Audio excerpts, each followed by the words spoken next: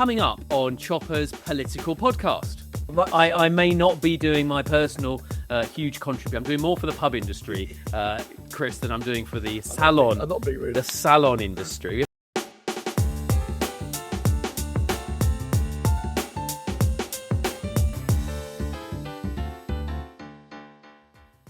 Welcome back to Chopper's political podcast, where I bring you the best guest gossip, news and stories from our studios here at GB News in the heart of Westminster. My name is Christopher Hope. I am GB News' political editor. Now, I'm recording this podcast having run around like a mad thing today in Westminster because what's happened today has been momentous on the Tory right. We've seen Kevin Badenoch fire Robert Jenrick, kick him out of the party in Parliament and also the party at large. He is now without a party as I sit here and talk to you. It is extraordinary. It can be a good or a bad thing for Labour, for good for Labour, I'm sure, for reform or the Tory party, and it can be good or bad for Kevin Badenoch and Robert Jenrick. Let me explain what I mean. I think for Kevin Badenoch, it shows how powerful she is. A good 10, 11 weeks since the party conference, she's impressed her MPs now with strong showings at the PMQs, Parliamentary Questions. She also has built 3 strong policy platforms to take the fight to reform and to Labour at the election on European Convention on Human Rights, pulling out of that, axing the climate change legislation, and of course axing stamp duty. All those things have worked and have cemented her, I think, in the polls. She's stopped the rot, if you like, both personally as a leader and corporately as a party. And with that in mind, that's how she'll be able to act so quickly and expel this rival for her as leader, Robert Jenrick. So Jenrick is now stateless. What did he do next? We don't know. Should he go now maybe to Reform UK? Again, that isn't clear cut. We are, according to the Tory party, the pair of them, Nigel Farage, the leader of Reform UK, and Mr Jenrick, had a meal last month. He's a bit isolated since Danny Kruger went across from the Tory to Reform UK, a key ally. So there's been some political footsie being played under the Westminster dining tables, but not much else. And does he want to go now or not? Does Farage want him in his party? He brings with him possibly more leadership psychodrama. He might bring more friends of Robert Jenrick who can brief against Nigel Farage. Will Farage like that? I've been speaking to a Reform UK figure today already. They said quite interestingly, actually, it might be quite good for Nigel Farage to have a rival senior figure at the top of the party who can frankly tell Nigel Farage sometimes what to do, and that doesn't happen a lot in Reform UK. So it is fascinating. We don't know until a press conference is held in Westminster on Thursday afternoon, and I'm recording this podcast before that. I had intended to bring you the full story on these changes to local elections. 21 Labour councils, 3 Conservative, 1 Lib Dem looking to delay. More than that, the deadline for that is midnight Thursday night. We're expecting a statement probably next week from Steve Reid, who is the Housing Secretary, the Local Government Secretary. And ahead of that, I sat down with him to speak to Chopper's political podcast. And later, also, I'm speaking to Andrew Griffith. Of course, he's the Shadow Business Secretary. Again, I spoke to him before the news from Robert Jenrick. Fascinating times. Well, full reaction also next week to the extraordinary times on the right of politics, the long-awaited sorting out of Reform UK and the Tories is starting. Will it end? Is it over already? We don't know for now. But here's the interview I did on Thursday with Steve Reid. He, of course, is the Local Government Secretary. Steve Reid, welcome to Chopper's Political Podcast. I bring you a present. Here you are. That's very kind, Chris. That's what this is. That's for your desk. I hope you can get into it. There you are. It's your GB News. I shall value that. There's not enough branding in this room already, the microphone, but we're taking the microphones with us, but the mug is for you. There's always room for more, isn't there? Great to see you. Thanks for asking us into your office for this conversation. How was your New Year break? How were your roast potatoes, particularly at Christmas? They were good. They were good this year because we've done pieces on my roast potatoes. We have before, yes. I was happy with the roast potatoes. I barbecued the turkey. Did you? Unusual way to do it. Turns out it's really, really good. Is it? I recommend it. How long though? Well, I just had a crown, so it only took about an hour and a half. Were you in the rain with an umbrella like my dad used to No, be? I've got kind of a little canopy thing outside that you can erect. You'd normally put it up in the summer, but it works in the winter if you're barbecuing your Christmas dinner. Who knew? And you're wearing your woolens or wearing shorts and a t-shirt? I had an awful lot of clothes over me. There was just some eyes peeping out from underneath the scarf. Yeah, Australians would approve this, of course. I think they maybe wouldn't need the scarves, would they? But thank you for asking us here. It's great to see you. Thanks for coming. It looks like you've won a victory against Elon Musk overnight. You've forced him to move on this issue of these manipulated images on using Grok. That's a big moment, I think, for this government, because you've almost been cowering as he's been chucking grenades at you, truth bombs he would call them, but you've won him, he's backed down. Well, I think it's very important that when you've got big companies, the big tech giants, doing things that are offensive to British people's values and safety, in all honesty, then the government has to stand up to that. You can't have an organisation that's trying to make money out of sexualising children, for goodness sake, and allowing users of Grok to dress women in bikinis without their permission and then circulating that out on social media. In a way, they look real. So it was right to step in. It was right to take on this fight. That isn't free speech. The ability to do that. That is abuse. And that's where the critics say it is an attack on free speech. And it's case I'm worried that he's being presented in a bikini. Is he not finding it funny? I mean, but it's about children and young women, isn't it? It's about sexualising children. You know, I don't think anybody thinks that posting things on social media that excites paedophiles is something that free speech is about. That is abuse, and abuse needs to be stopped. Children need to be protected, and so do women. We won't allow it. Next step, ban the social media for under 16s? Well, there's a big debate about social media and under 16s. Of course, Australia has taken that step already, and we'll have the chance to see how it works there. I mean, I wonder how enforceable it is. You know, I think it's worth looking at what goes on in Australia. I understand people's desire to protect younger people from some of what's going on social media, particularly the spaces younger people go, the kind of people that find that they can access young people. To some extent, it's an unregulated space, and we wouldn't let our children go out in the real world into a space where there were no adults. So I think we have to keep an eye on this, but we can see what happens in Australia before we take firm views. It's worth looking at. Are you in favour? I'd want to, instinctively, I want to protect young people, but I'd like to see what happens in Australia. We're talking, as we're about to hear, how many councils wanted to delay their elections in England in May. 21 councils so far have declared they're Labour councils, 3 more Conservative, 1 Lib Dem, more to come, and you'll be publishing a figure later this week. Why are you allowing this to happen? Well, it's not cancelling elections because we don't want the elections to take place. This is inviting councils to tell us, and this is councils who are going to be abolished, whether elections will delay the setting up of the new councils that will replace them. And what we're trying to do here, it's a very big agenda. It's the biggest reorganisation of local government in decades. 1/3 of the country have duplicate councils, so 2 tiers of councils, so 2 sets of councillors, 2 sets of chief execs, 2 sets of finance directors, and public money has to go and pay for all of this duplication. So we're streamlining that with a single tier of councils everywhere, so some councils will be abolished and the new councils will take over. Now, I don't want to impose anything on local government. I think local councils can take the decision for themselves. They will come to me and tell me whether, by going ahead with elections this year to the zombie councils that were closed down, that will slow down elections to the new councils that will take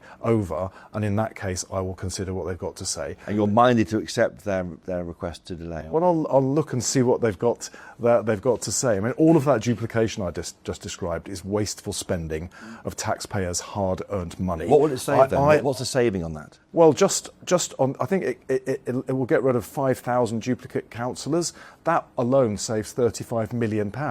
Now, £35 million is a lot of potholes filled. It's a lot of care in the home for older people who really need it. It's activities for young people that will keep them out of crime and lower antisocial behaviour in neighbourhoods. Now, I've spoken to a lot of voters over the years. I've been in this game a long time as a councillor and now in Parliament as well. When you're knocking on doors, people point to the potholes, they point to the fly tips, they say they want that dealt with. If there's a way that we can get money instead of being spent on duplicate councillors and senior council officials paid over £100,000 in many cases, streamline that and spend the money on the front line, I think local people will believe that is beneficial, and I want it to happen as fast as possible. So elections to councils that will close down anyway, where you're electing councillors whose only job is to close down the council, knowing it's going to close down anyway, is pointless, particularly if it means it can potentially slow down moving to these new councils and get that money spent on frontline services.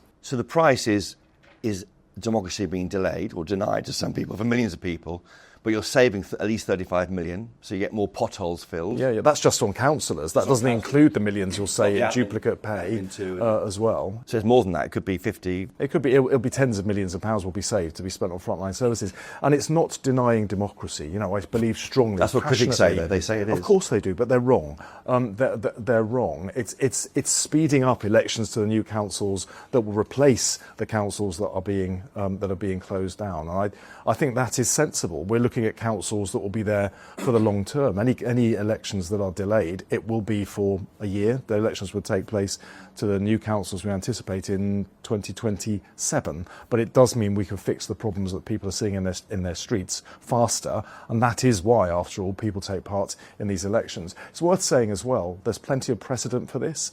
The previous government, when they were doing council reorganisation, they weren't doing it across the board in the way that we are.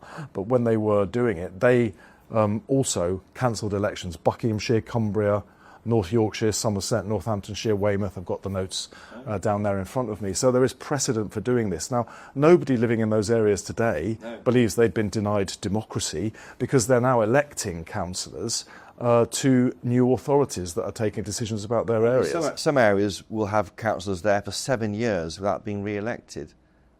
That's a problem, isn't it? That's not great, is it, in terms of holding them to account? That's 3 years more than normal. Nobody would willingly cancel elections. This is simply so that we can speed up elections to the new councils that will replace them. I accept there are some anomalies, and that is difficult.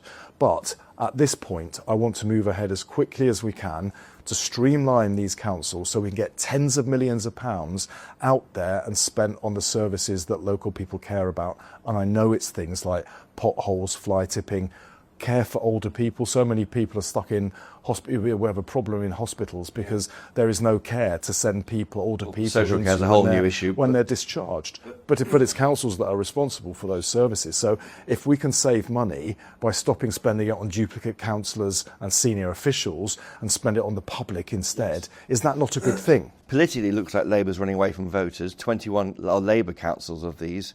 As I say, 3 Tory, 1 Lib Dem. Tories say they think they should go ahead, but she's not a dictator, Kemi Badenoch, she told us. But 21 Labour councils hiding from the electorate. Well, it is councils are having to come, not because they don't want to face the electorate. I will be the person who signs off or doesn't sign off what they're saying. So you'll overrule 1 or 2, will you? If they come to me and say, look, they just don't want to have an election because they think they're going to do badly, then of course I would reject that. If they come to me with evidence about why holding elections to councils that will be closing, the only job of these new councillors will be to close the council down. If that slows down moving to the new streamline model and therefore slows down spending that money on frontline services, then that is worth considering, and I will consider it, and I will listen very carefully to what they've got to say. I haven't taken decisions yet. You say how many, some councils have already said publicly what their view will be. The deadline closes today. I will see what they've got to say, and I will take a decision in due course. And we'll hear that when? You'll hear that in Parliament, I hope, as soon as possible. Okay. Well, it'll need to be as soon as possible because the timetable is moving. Reform UK want to take you to court for allowing this to happen. Lib Dems are, ironically, tabling draft law in the unelected House of Lords to stop it happening in future. You're ready for the fight? Well, they have a right to do that, but they need to tell the public, not just me, if they block us taking this wasteful spending by eliminating duplication and spending it on frontline services, what do they not want to spend it on? Do they want people to have more potholes in their roads? Do they want older people to be denied care? when they need it. I know from my own dad, when he was in his last few years, desperately needed care, but there wasn't the money to give it to him. I want to give more older people that kind of care. So if Reform and the Lib Dems are against that kind of reform, well, they need to tell the public that they'd rather have the money spent on councillors in councils that are going to be shut down than speed up spending it on the things that actually matter to local people. Yeah, Nigel Farage is lingering over all these areas. He's going to be making remarks about this later today, we expect. How would you take him on? He seems to be living rent-free in the minds of so many Labour figures at the moment. Well, he lives on your news he lives on your channel, doesn't he? Actually, and sadly not for free. I think he's paid quite handsomely to do that. But he can make his case, and I will make my case. This is about streamlining councils to make them more efficient and spend more on public services. Reform UK seems to be against reform. They want to keep things the same. Well, that's up to them, but I don't think the same is what the public are really looking for. We're speaking as the West Midlands Chief Constable, Craig Guilford, is still in his position over this Maccabee Tel Aviv scandal, as I would call it. The Labour Policing Crime Commissioner hasn't yet moved to kick him out. He's lost confidence in the Home Secretary. Has he got your confidence? Well, I agree completely with Shabana Mahmood, the Home Secretary, who says she doesn't have confidence in him.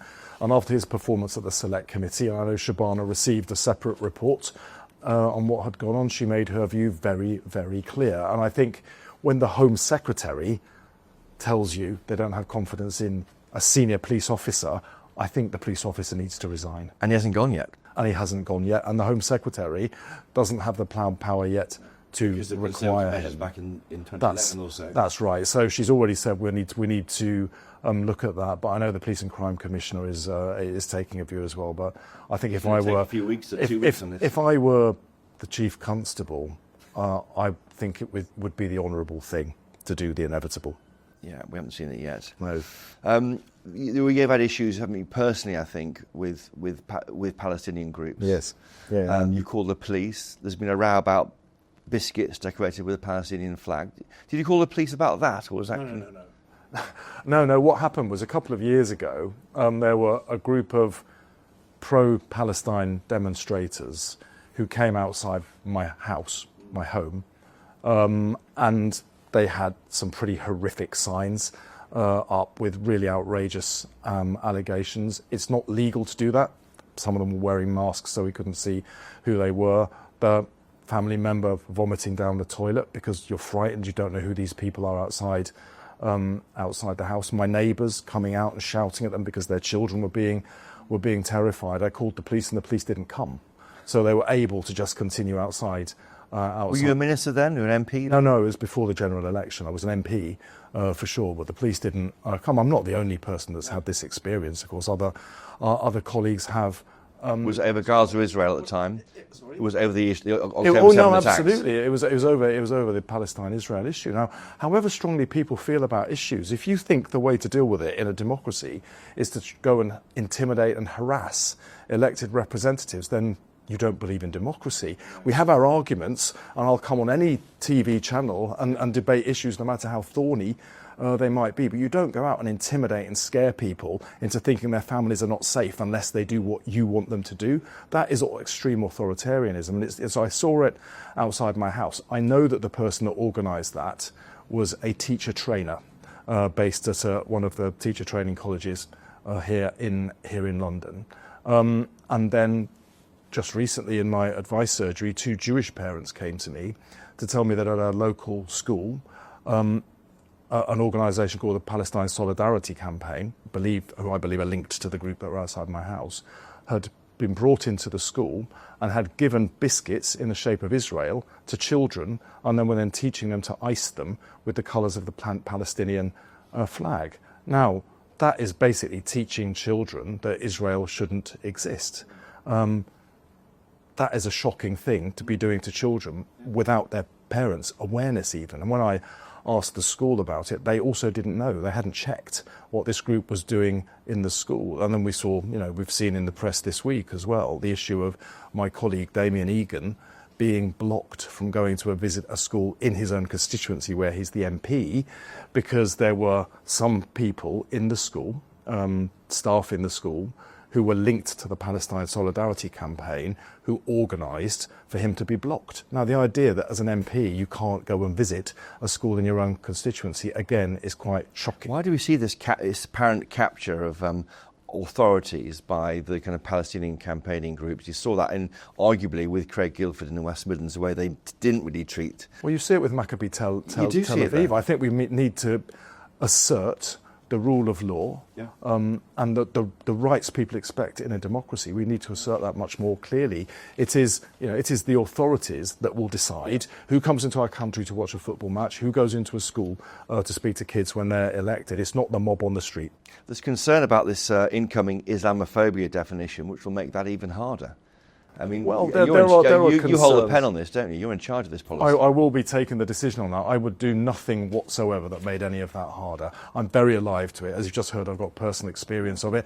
As an MP, as a person living in my own home, I'm seeing what's happening to my friends. I worry that this is too widespread. I will do nothing that would make that situation even worse. But there is a problem too with the Muslim community feeling hatred directed at them. 40%, I think, of all complaints about hatred are affecting the Muslim community. So there is really a problem. We need to look at it, but not in a way that damages free speech, not in a way that affects people's rights to criticise religion in general or a religion in particular.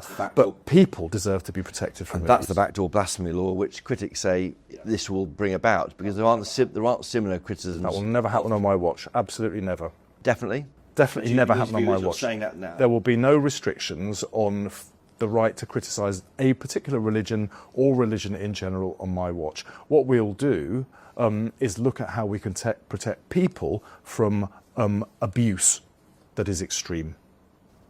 And that's different because people say, well, Christianity, we have a long history of satire about the church going back, and that should be the case with all religions, Jewish religions, absolutely, Islamic faith. I completely agree with that. I remember Life of Brian coming out when right. I was a kid.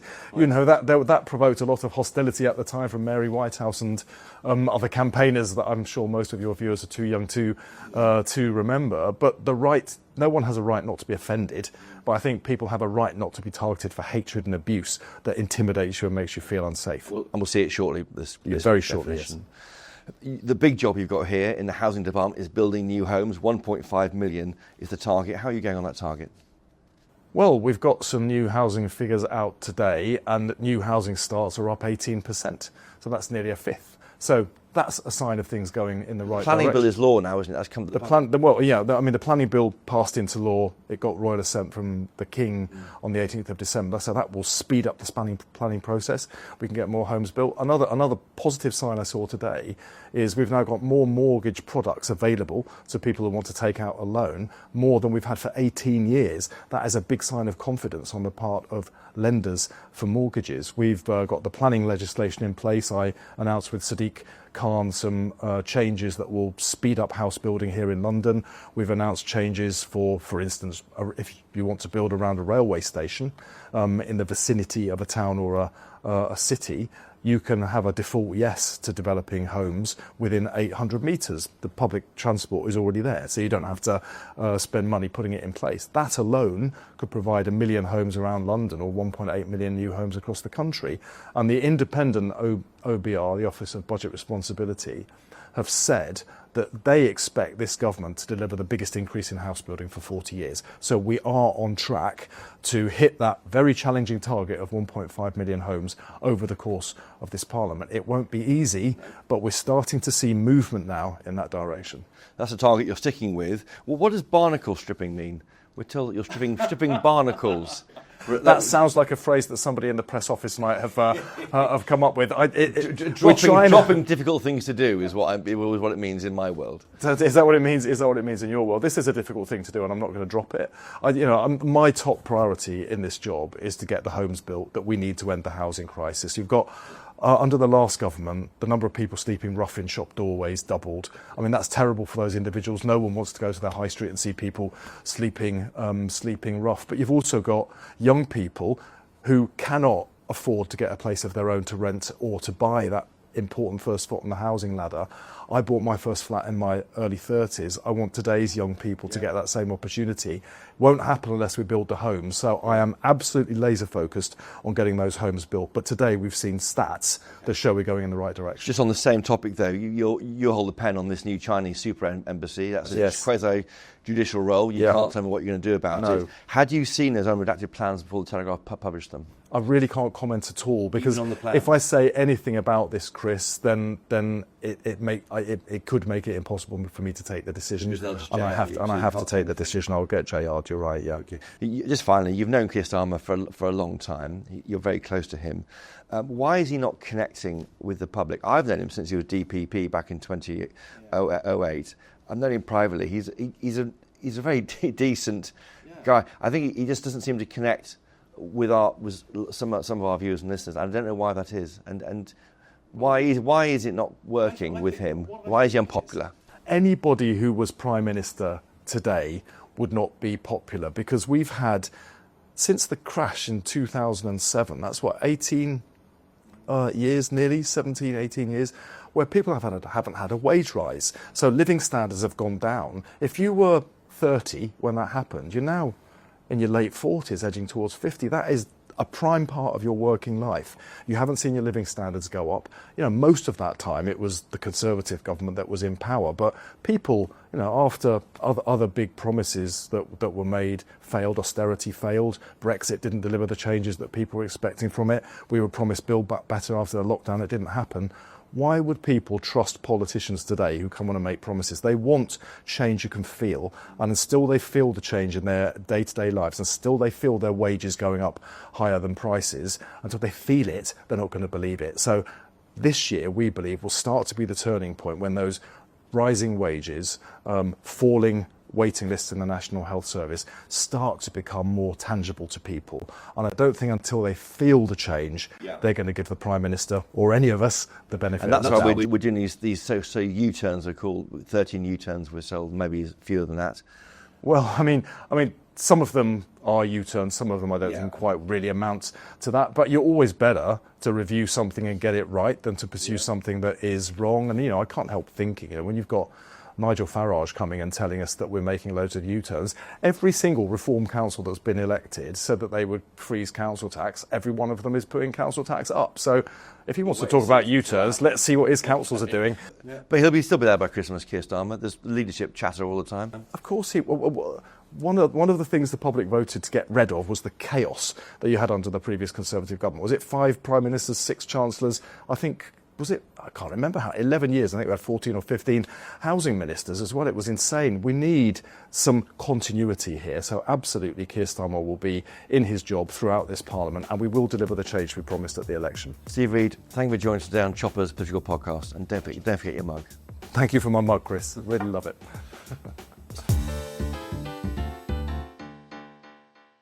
Hello, I'm Bev Turner. Now, it can feel like the money in our bank accounts at the moment does not keep up with the cost of living, and maybe there's a solution. I'm here today with the CEO of TallyMoney, Cameron Parry. Cameron, what is TallyMoney? Well, Bev, with TallyMoney, you get a current account and a debit card, but instead of pounds, you use milligrams of gold as your everyday money. So why gold? Gold traditionally is a great store of value. It has, on average, gone up at over 11% per annum for the last 25 years against the pound. It's tripled in value in the last decade. And in the last 2 years alone, it's increased by 50% against the pound. Banks' savings products just can't compete with that level of growth. But this isn't just about gold. This is about a currency that you guys have created at TallyMoney. Explain it to me as though I'm an idiot. So, look, people need to be able to hold their earnings and build their savings in a money that retains its value and remains in their legal control and remains theirs to access, away from government control. Great. You had me at not exposed to government control. You should feel safe and happy with your money. You should have peace of mind the more money you see in your bank balance, and that's the type of thing we're trying to deliver, and give people choice in the type of money they get to use every day. Brilliant. Thank you so much, Cameron. Thank you.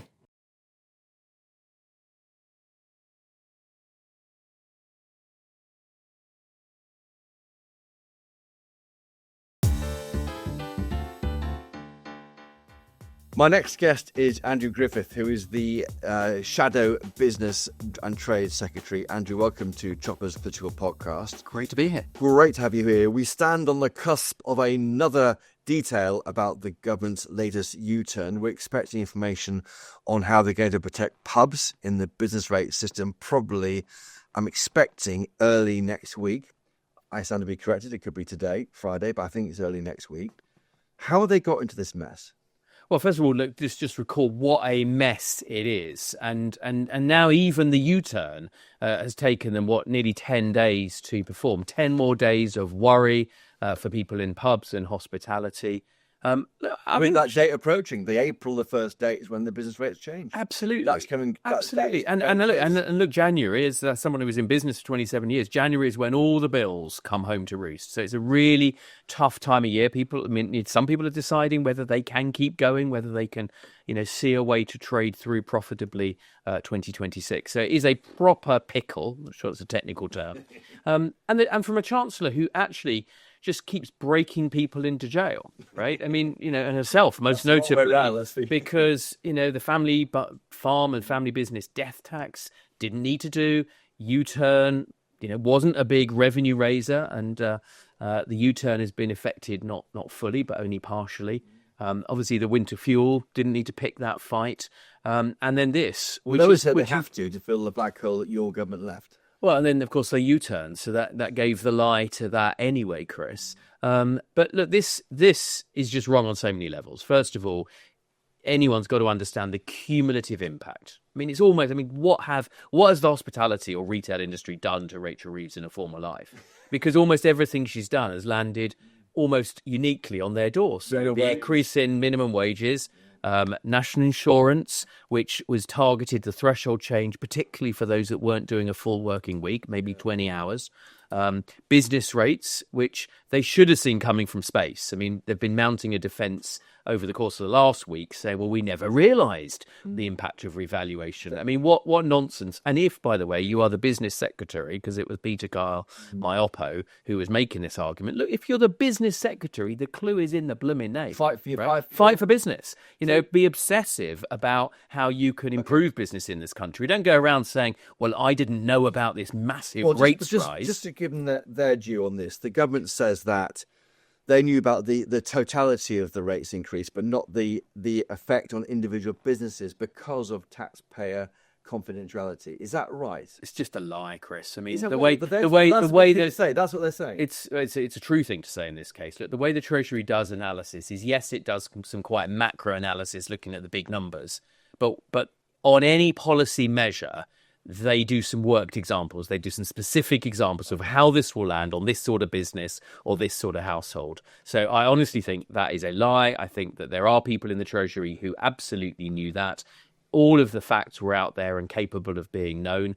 Maybe she was, as a chancellor, so negligent and the business department so out of the loop that they simply didn't do the work, but it was absolutely a known factor. And everyone's been talking about this. Business rates is one of the big challenges for business. It's a tax, the very first day of the year. You open your business on the 5th of April, you're liable for that fixed cost business rates, and they've been going up and up and up for a very long period of time. It's one of those sleeper issues which slipped out in the budget. We were told then the increase would be, I think, 4% because of continuing some form of reliefs from COVID, but that's not the case. I mean, it's one of these things which gained traction over the Christmas period, and that's when the review started. The Tories shut 5,500, oversaw the closing in power when they closed 5,500 pubs between 2010 and 2020. I mean, you hardly showed the sector love when you were in power.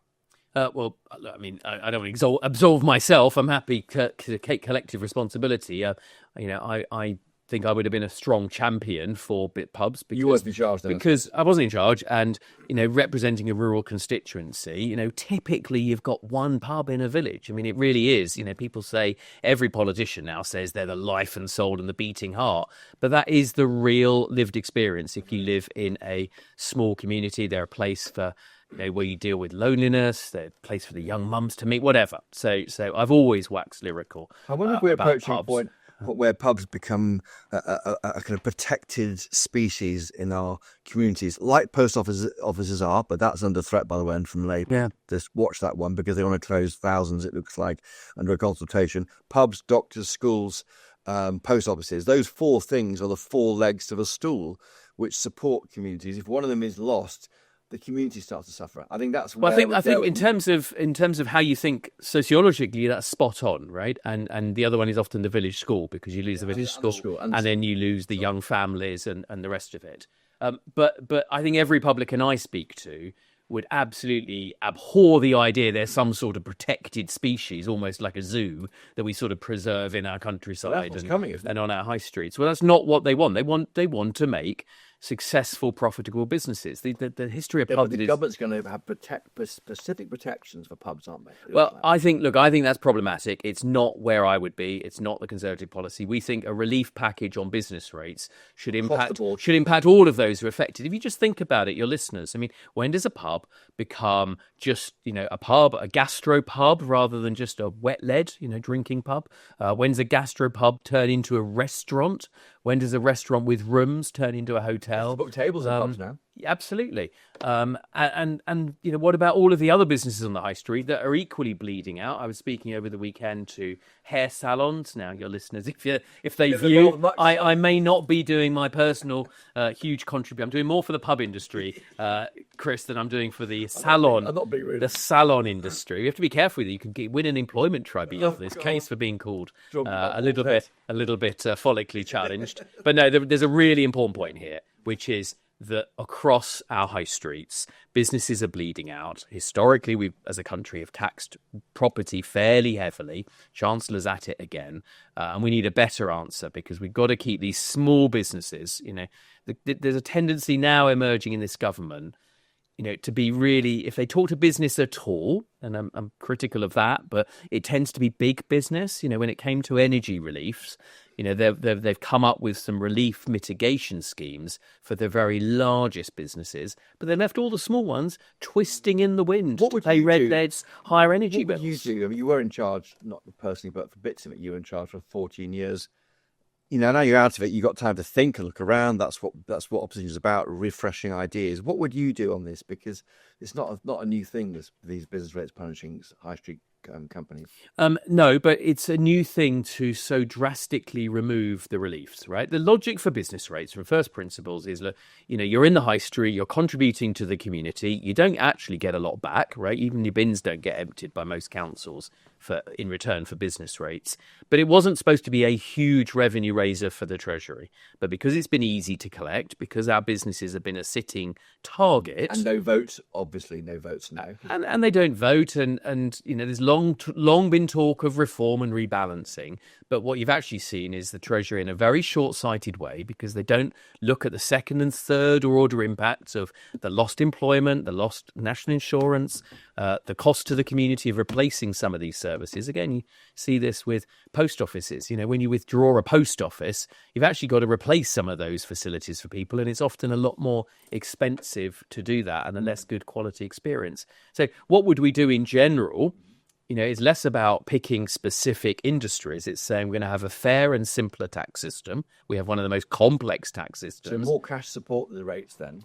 Well, fair and simpler. I don't want to get into the precise way you do that. Mel and I and others are doing that work. We've set up a joint economic unit to come up with precisely these answers. But, if you're doing all these different, in Treasury terms, fairly small taxes, it blooming makes it jolly complicated, right? And they keep heaping on more of those. Cheaper energy, that's really important, because if it wasn't for business rates, the number one thing that people in business would be telling you about is that just the energy costs have gone up and stayed up, and Ed Miliband's making them go worse. A flexible labour market. You and I have talked a lot about the 330-page red tape bill for unemployment, we call it, because it's just going to make it so hard. The employment rights bill. The employment rights bill, they call it. But there's no rights if you don't have a job. No. And tragically, there's a generation now coming through finding it ruinously difficult to get work. Yeah. And employers will tell you that they're paring back, hiring, which is great. A great shame. Yes. And then the final thing is, look, let's just cut some red tape. And you may say pictures of me with chainsaws, but we've got to, and that's the one thing you can do in opposition is actually make some clear plans about what you're going to pay channel back. your inner Malay. Absolutely. Can I ask you a question about separate of this on the VAT threshold? I was talking to a cafe owner who I know very well. He was saying because the VAT threshold is £90,000, if you go over that as a trading business, you're then taxed at VAT on all of your earnings. And that means, he says, that lots of companies approaching the VAT threshold just stop trading. They just shut the door. Correct. How is that's obviously not a Labour thing. That's been going for years under the Tory government and maybe before that. But that seems insane. That why not tax like income tax above the 90,000, not the whole thing at 20%? Because you start this massive tax bill, don't you, if you go to 92,000 a year, for example? You've articulated that problem, the problem of a cliff in the tax system, very, very well. And you do get, as always, what people would say unintended consequences, but frankly, exactly what you'd expect with human nature, which is if you trip over that, you see the same with a lot of people on income tax and the withdrawal of childcare around the 80 to 100,000 level. And it's no wonder that we have an increasingly a part-time economy.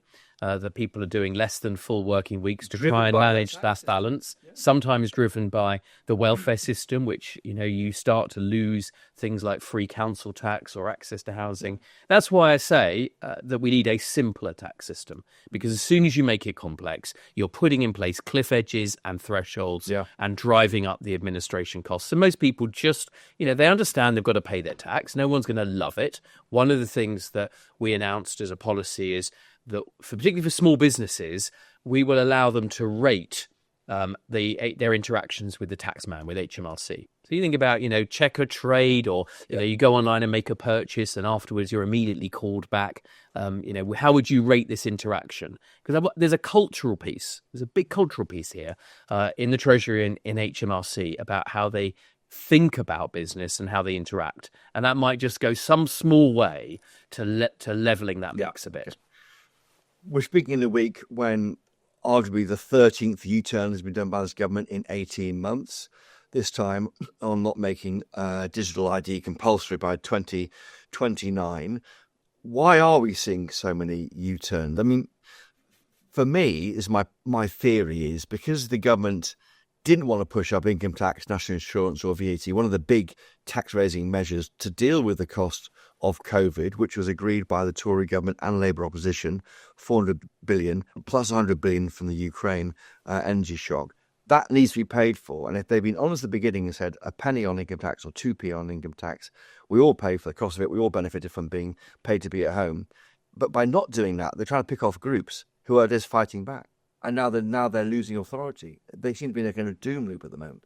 I think you put it very well. And the old adage, act in haste, repent at leisure. Yeah. And they're sort of paying the price, if you like, for the cockiness or the arrogance and the refusal to listen. And, in some ways, the dismissing parliamentary procedures, listening to people who've got dissenting voices or are trying to make constructive They could have done benefits, so they listened harder on benefits. Well, particularly on something like, you could have done that on benefits, but it's particularly about the family business and family farm death tax. I mean, from day one, I was criticising the government most recently on the day of the Chancellor's budget about business rates, but for a whole year people have been talking about the deleterious impact on that. So you're right, if you go for lots of small things rather than one big thing, you're going to increase the level of resistance. But it's also just their failure to listen, probably failure to plan. One of the things that I and Kemi and the Shadow Cabinet, we were all off-site last week working through things. We're going to have a very thoughtful approach to planning so that we know, planning in the sense of what you're going to do, when we go back into government, if the electorate give us that opportunity, we will have a clear set of plans in advance. We won't get in and then try and make it up as we go. Come for that 1 second. The idea the government's now pushing out is they are stripping the barnacles off the boat. That's the expression that you and I know was invented by Linton Crosby. That was dropping, back in the day, that was David Cameron dropping what they call green crap, or they call it green crap in the government, the Tory government. Oh, it was green crap. Yeah, okay. I wasn't adopting it myself, but you can call it that. But that was measures to pay for green energy attached to bills. So barnacle stripping this week, and probably surely coming elsewhere too in policy, because they want to focus on cost of living. I think they're going back to basics, it seems to me, on how to make people feel better off. That looks like a retreat by this government on their ambition into just frankly the knitting, getting that right before they try and do bigger things. Well, as a fan of small government, I mean, any government that aspires to do less and do those things well is all to be welcomed. And as a patriot, one within its terms hopes that this government succeeds. Certainly, if they stop doing mad and bad things, like attacking people on social media or mandatory ID cards to control us all, then that is only to be welcomed. I think that the one thing we're not hearing enough of is the pursuit of growth. Remember how they were going to be absolutely obsessed about growth? Growth was going to be the number one how they pay for things. Yeah. And that's ultimately what fixes cost of living, because some of the headwinds that we face are global headwinds, competition for resources. So I want this country to be prosperous, but you can only do that by growth. So I'm worried that they're talking about cost of living is saying, are they giving up on growth? And if they want some barnacles to scrape off the boat, I mean, I can give them the name of a few chancellors and senior ministers they should be scraping off. But also there are real issues. I mean, you're not going to deal with cost of living if people are losing their job at the rate of hundreds of thousands of people a year, and young people can't get a job. So, there are some other things, by all means, they should be U-turning on, but it is the economy stupid, and they're certainly being pretty stupid about the economy. You mentioned your away day last week. Was the whole shadow cabinet with you? Where'd you go? Were you wearing comfy jumpers? I think Tories when they're in. There were some interesting interpretations of smart casual, but I think beyond commenting on the dress code, I should leave that there. But it was productive because we are working as a team. Yeah. And the one story, I mean, you'll know better than I will because everyone will whisper in your ear. But I think the one story you're not hearing is disunity within the Conservative ranks. We are working well as a team. That is a surprise. And I thought letters would be going in about her leadership from the 1st of November last year. That hasn't happened. We're only 10 weeks from that point. I think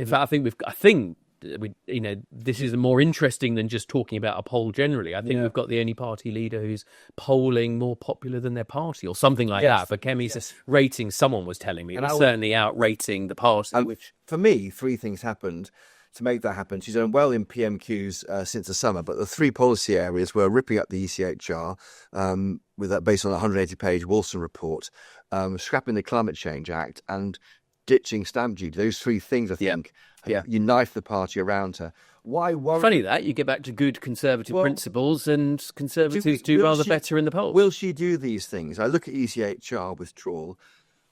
How can, I should ask them, they're not on the podcast, a Simon Hoare or a Jesse Norman, those on the left of the party facing the Lib Dems, how can they still be in a party that backs that? Or are they only there because she won't do it? And I wonder whether your leader needs a fight with someone about something to define herself. No, look, I mean, colleagues will have to speak for themselves. But They're not. Jesse is a shadow cabinet colleague, so I assume he's fully signed up to that. Let's take them out of it. But why is the left? I don't think you need a totemic fight. If 2 things, one is there is a uniting force in watching your country be, in the view, I think most of my colleagues, being destroyed and led in the wrong direction by this government. That of itself, unites a team. But secondly, if you spend time and effort and value the contributions of everybody within that team, you're more likely to get people to all pull in the same direction. So perhaps they're behind it for that reason. And perhaps you being in part of the Tories is better than the alternative, which is splitting and allowing Labour to 5 more years. I mean. Look, I mean, I think now is the time for all good people to come to the aid of the party. I mean, we have a really terrible government. We're becoming less prosperous, less safe. Yeah. Our pride in the world is diminishing. Okay, you made these points. Someone who isn't known as Nadeem Zahawi, he's gone to Reform UK. What did you feel when you heard that news? A bit sad, actually, in truthful. I mean, I valued Nadeem. He was one of another. There's not many of us, a cadre of people who'd had real careers in business for a long time before going into politics. He was the pollster. He founded at YouGov. Yeah, he's more successful than me, both in politics and in business. I wasn't saying that,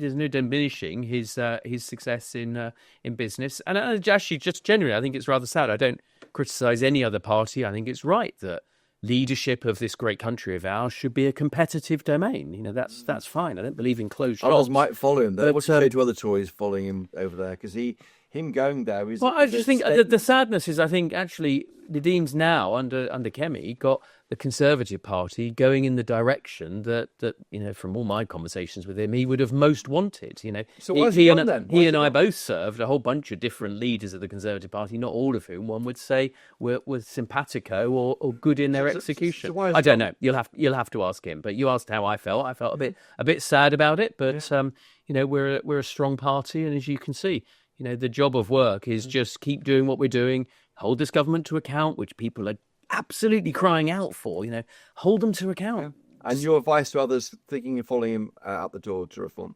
Oh, look, I think the Conservative Party's back. They're doing good Conservative things. We're behaving and uniting well as a team, and we need all good Conservatives, people who believe in centre-right, in my view, you know, quite Thatcherite views about how you get your country back, a small state that's servant, not master.